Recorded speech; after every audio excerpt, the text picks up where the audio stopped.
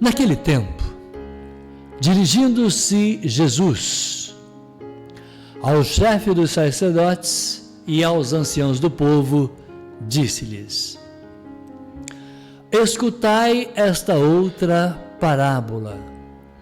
Certo proprietário plantou uma vinha, pôs uma cerca em volta, fez nela um lugar para esmagar uvas e construiu uma torre de guarda. Depois arrendou a vinhateiros e viajou para o estrangeiro. Quando chegou o tempo da colheita, o proprietário mandou seus empregados aos vinhateiros para receber os seus frutos. Os vinhateiros, porém, agarraram os empregados e espancaram a um, mataram o outro e ao terceiro apedrejaram. O proprietário mandou de novo outros empregados em maior número do que os primeiros, mas eles os trataram da mesma forma. Finalmente, o proprietário, enviou-lhes o seu filho, pensando: ao meu filho eles vão respeitar. Os vinhateiros, porém, ao verem o filho, disseram entre si: este é o herdeiro. Vinde, vamos matá-lo e tomar posse da sua herança. Então, agarraram o filho, jogaram-no para fora da vinha e o mataram. Pois bem, quando o dono da vinha voltar, o que fará com esses vinhateiros?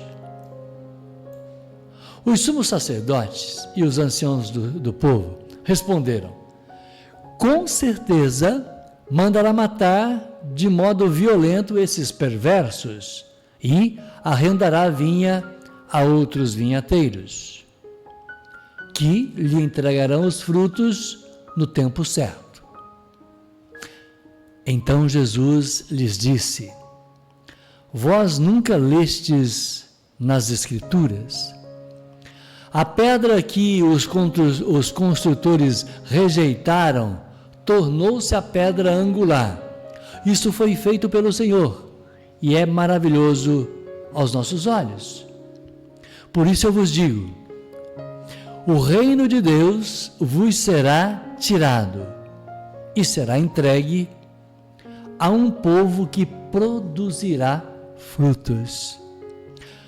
Os sumos sacerdotes e fariseus ouviram as parábolas de Jesus, ouvindo as parábolas de Jesus e compreenderam que estavam falando deles.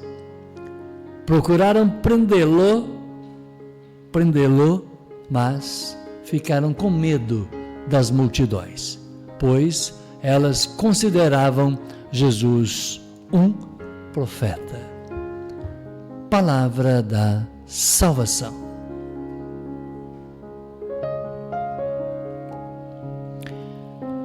Audiência, momento de fé do programa, momento em que a gente compartilhou com todos Mateus 21, 33 seguintes. E sempre eu gosto de sublinhar um versículo que traz para nós um momento para a gente pensar um pouquinho na nossa vida. E eu sublinhei aqui do lado, aqui. Quando o dono da vinha voltar, o que fará com estes vinhateiros? Então você arrenda a sua vinha para alguns que não respeitam quem você mandou para fazer a cobrança, né? Não respeitam o seu filho, mataram o seu filho, e a pergunta é: quando o pai for, na parábola que Jesus contou, tomar posse daquilo que é seu de direito, o que ele vai fazer com estes que mataram o seu filho para usufruir da herança? Só para lembrar a audiência que eu não eu não estudei para padre, para pastor, eu não tenho conhecimento da palavra para dizer para a minha audiência o que o Pai vai fazer com cada um destes. Mas, por outro lado, a gente pode pensar um pouquinho para fazer com você juntos a reflexão do nosso dia. Ontem, a gente leu o Evangelho em que Lázaro está diante da porta de um milionário que fazia festa todos os dias, mas não tinha a capacidade de abrir a porta da tua casa e para aquele que estava à sua porta ofertar-lhe um pedaço de pão. Então, que o Pai vai voltar a tomar conta desta vinha de uma maneira, eu diria, enérgica, eu não tenho dúvida. Resta saber quando. Se ele vai voltar para tomar conta, é dele, é de direito. Qual é o nosso comportamento enquanto isso não acontece? Eu posso estar como aquele milionário do Evangelho de ontem, fazendo festas, fazendo aí um mundo maravilhoso, onde eu tenho no poder do meu dinheiro a oportunidade de mudar a vida de alguns, incluindo o convite para participar da minha festa. É um comportamento. Eu tenho um outro comportamento que é eu poder compartilhar com os mais necessitados que estão, a exemplo do Evangelho de ontem, na minha porta, batendo, e Lázaro estava à porta daquele milionário que tinha condições de dar a ele um prato de comida, e não deu, nem a ele, nem ao seu cachorro. E o Evangelho diz que tinha um cachorro do lado de Lázaro, lambendo as tuas feridas. E essa história a gente já conhece. O que aconteceu quando aquele milionário morreu? O Evangelho de ontem foi muito claro. O que aconteceu com Lázaro? Pergunta: você quer que aconteça a mesma coisa com você? Então é preciso você voltar aqui na oração da família, que está editada bonitinha no nosso canal, e botar sentido naquilo que nós estamos falando. Quando a gente lê o Evangelho do dia, a exemplo que fizemos ontem, quando a gente edita o Evangelho do dia, tira de dentro do programa e reposta ele no canal de oração, no canal religioso, na playlist de religiosa, de religião que tem aqui no canal, nós não estamos fazendo isso de graça. Nós queremos dar um conteúdo para que você tenha tempo para mudar a tua vida. Mas pode prestar atenção para você que dificilmente, quando eu edito esta oração da família, eu mando na minha linha de transmissão. Por quê? Porque primeiro que a gente já faz o programa ao vivo, 9h38, a hora está na tela para você. Porque do lado tem o WhatsApp para você falar assim: Marquinhos, eu quero mandar a oração da família de hoje para alguém que é especial na minha vida. Porque tem aqui o chat do YouTube, porque tem o meu Instagram, o meu Facebook particular para você participar e oferecer a oração da família para alguém, não custa nada. Você fez isso? Não. Então, se você não participa da vida de Cristo, como que eu quero estar com Jesus se eu não participo da vida cristã, se eu não participo da vida dele?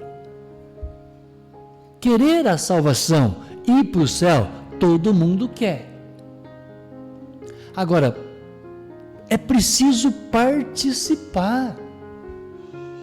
É preciso ouvir a palavra do Senhor e as colocá-las em prática, porque não adianta eu ter um mouse na minha mão, eu tenho que clicar. Eu tenho que procurar o que eu quero, o assunto que eu quero. Eu tenho que fazer esse mouse produzir alguma coisa de boa na minha vida, de bom na minha vida. Então não adianta eu estar com um tantão de semente na mão, só olhando para a semente. Eu preciso fazer essa semente produzir. E para isso eu tenho que plantá-la. Então não adianta eu ficar só escutando a palavra do Santo Evangelho, se eu não faço ela produzir alguma coisa na vida de alguém, especialmente na minha. Então o Evangelho do dia é para isso, para que a gente possa pensar um pouquinho. Eu estou degustando, eu estou saboreando a palavra do Santo Evangelho todos os dias, mas de uma maneira prática. O que é que eu estou fazendo para que aquilo que eu estou ouvindo eu comece a botar na prática? Isso vale para o futebol, que é uma maneira muito simples da gente entender a palavra. Ontem a gente estava assistindo o Jogo do Brasil, né? E o narrador falava assim: chuta, Vini, chuta, chuta, chuta, chuta, meu Deus do céu. E ele não chutava. Ele tocava do lado, tocava do lado, tocava do lado. A hora que ele chutou, ele fez o gol. Não dá para fazer o gol se você não chuta. Não dá para eu querer uma vida cristã se eu escuto só a palavra e não coloco ela em prática. Eu estou como um jogador de futebol que fica só tocando do lado e não chuta para o gol. Não vai fazer o gol nunca. Só ouvir não basta. Eu preciso fazer a diferença na vida de alguém.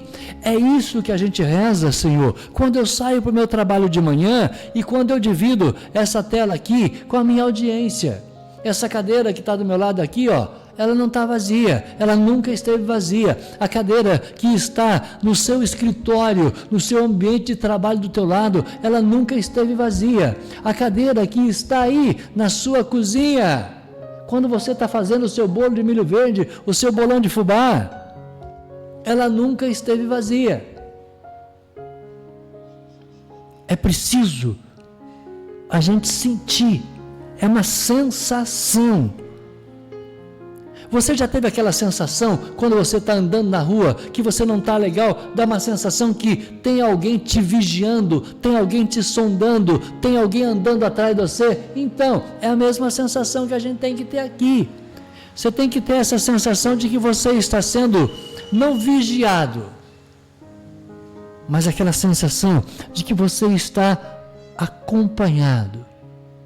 E eu tenho essa sensação, e é exatamente isso que eu quero convencer você.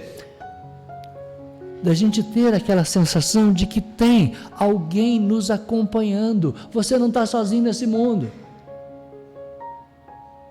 É essa sensação gostosa, quando você sobe na tua moto, quando você faz o sinal da Santa Cruz, quando você faz a sua oração e diz: Senhor, em nome de Jesus, eu preciso ir, Pai, eu preciso acelerar a minha moto, e moto é perigoso, nós sabemos disso.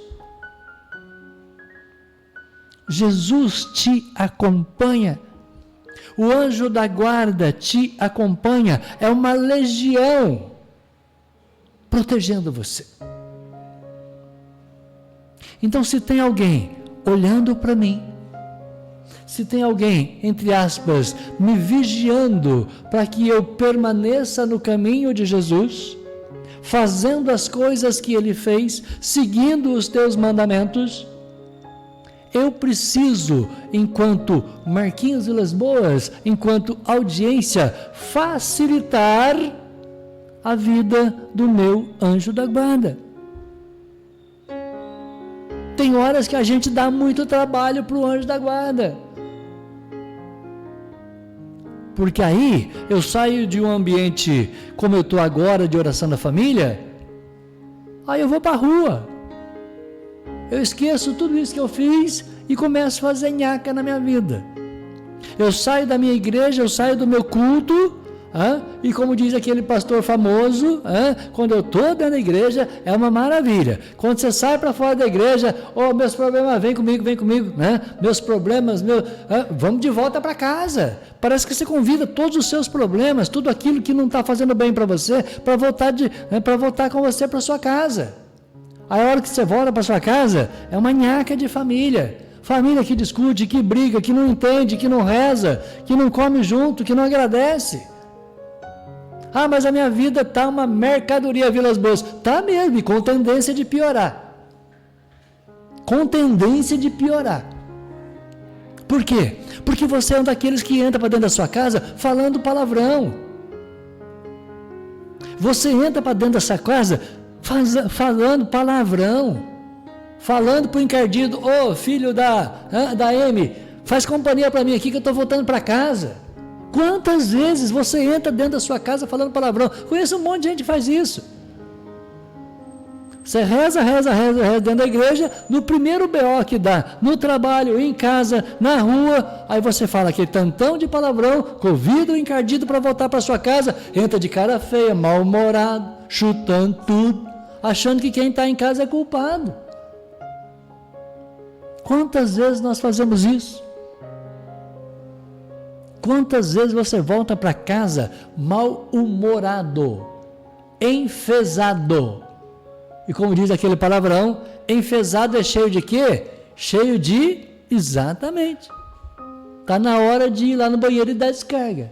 Literalmente, mas começando pela cabeça. Dar descarga na tua cabeça, com todo respeito, entre aspas, evidentemente, é você pegar esse monte de palavrão que você usa e faz essa experiência cristã dentro da quaresma. E depois você vai virar um hábito na tua vida. Experimenta, toda hora que você pensar num palavrão, você fala: Senhor, muito obrigado. Experimenta colocar a palavra gratidão na tua vida, para você ver como que a tua vida muda. Mas o meu colega de trabalho hoje me encheu as paciências, quase que eu respondi para ele. Ao invés de você responder para o cidadão, respira. E não pira, como diz a Miriam. Miriam Souza. Respira. Senhor, muito obrigado. Se o Senhor colocou esse meio volt na minha vida, eu tenho que aprender alguma coisa com ele, ou eu tenho que ensinar alguma coisa para ele. Então, se Deus coloca uma pessoa muito devagar na sua vida, será que Ele não está querendo ensinar alguma coisa para você? Marquinhos, mas meu marido faz tudo isso, deixa a toalha em cima da cama, sapatão no meio da sala, é o marido desligado. Será que Deus não quer ensinar alguma coisa para você, quando Ele coloca na sua vida pessoal, na sua vida profissional, alguém assim meio verde, como a gente diz, meio desligado? Talvez você esteja acelerado demais na sua vida profissional. Talvez você está acelerado demais, a pressão está alta, você está assim com aquela ansiedade, quer terminar tudo num dia só. Calma. Por que você tem que ser diferente? Marquinhos, você está falando que eu sou diferente? Claro que é. Deus podia fazer o mundo num dia só? Claro que podia. Não precisa nem responder, Ele pode tudo. Ele podia fazer o mundo num dia só? Podia, claro que podia. Não fez. Por quê? Porque Ele resolveu fazer o mundo devagarzinho, com calma. Um dia Ele fez isso, no outro dia Ele fez aquilo. Depois, como diz a campanha da fraternidade, Ele viu que ficou bom. Que legal. Ficou jóia. Fiz um trabalho espetacular. Igual a nossa oração da família de hoje. Por que tem que ser rapidinho? Não quero fazer uma oração da família rapidinho. Eu quero mudar a sua vida. Eu não mudo você. Quem muda você é o Evangelho do dia. Por isso que nós proclamamos. Quem muda você é Jesus. Quando você quer aprender a jogar xadrez, você vai no YouTube, compra um livro, você vai aprender a jogar xadrez. Faz a mesma coisa. Eu quero aprender hoje, Vilas Boas, uma regra para a minha vida. Qual a regra, Vilas Boas? Não sei, qualquer uma. Pode pegar o evangelho aí que vai ter uma regra. E qual que é a regra de hoje? Ele vai voltar.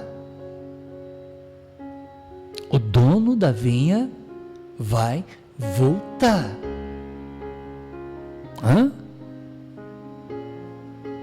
O que você vai fazer? Então não adianta eu ter pressa. Não adianta eu ter pressa, fazer a coisa tudo corrido e precisar fazer de novo. Faça bem feito o que precisa ser feito. Faça com calma o que precisa ser feito, para depois você tirar de pauta. Isso vai melhorar a sua vida. A sua qualidade de vida vai melhorar. Você vai ter mais tempo para você, mais tempo para as pessoas que você ama.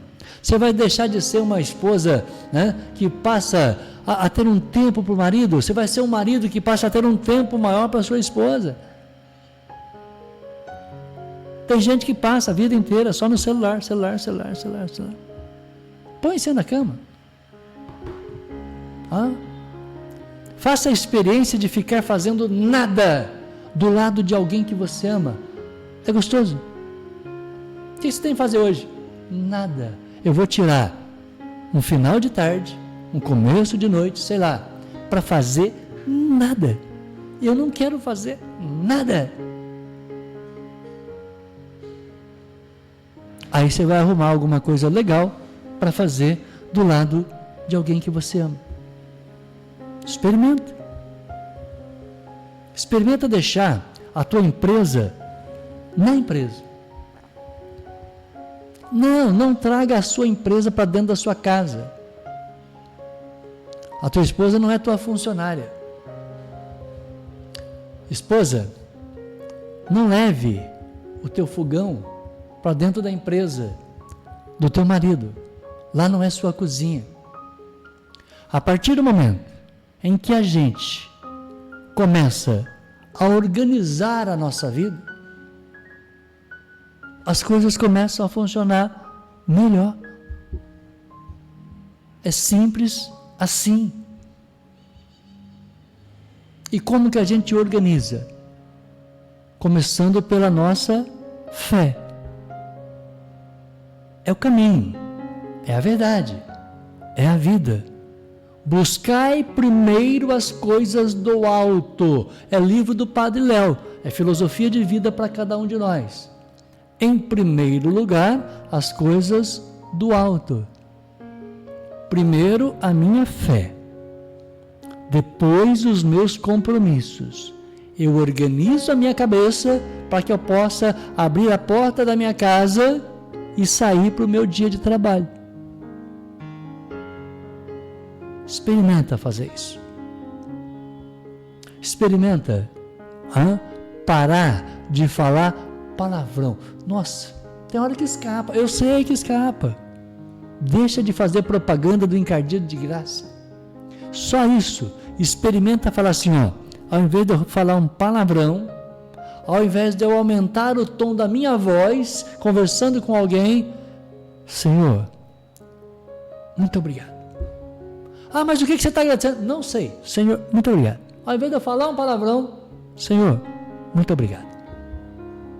Pela paciência, pela vida, pela minha casa. Você tem tanta coisa para agradecer. Nossa, você precisa? Experimenta fazer isso. Bom final de semana. A gente se encontra segunda, 8 horas da manhã. Eu espero por você. Padaria Progresso apresentou a oração da família. Bom final de semana. Tchau. O ganhador da pizza de hoje, em tempo, o ganhador da pizza de hoje está aqui, Cadê o nome do ganhador da pizza de hoje? Da lanchonete A Galera, é o meu querido José Antônio Gomes. Então, um abraço aí aos amigos da pizzaria e lanchonete A Galera, a lanchonete mais famosa da cidade. Lanchonete A Galera, parabéns ao meu querido José Antônio Gomes, o ganhador da pizza. da Lanchonete A Galera na manhã desta sexta-feira. Hoje é dia 21 de março. Bom final de semana, a gente se encontra. Tchau.